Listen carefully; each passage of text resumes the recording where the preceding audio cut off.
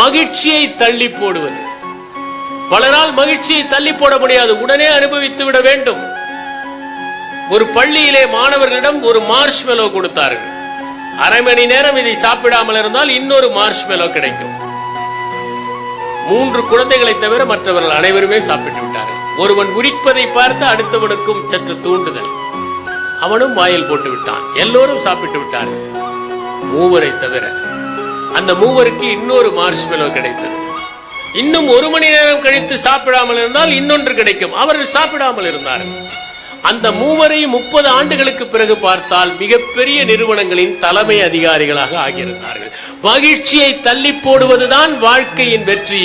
உளவியலிலே delaying த gratification என்கிற ஒன்று உண்டு. யார் ஒருவர் பின்னால் கிடைக்கிற நன்மைக்காக இப்போது சகித்துக் கொள்ளுகிறார்களோ அவர்கள்தான் வாழ்க்கையில் முன்னேறுகிறார்கள்.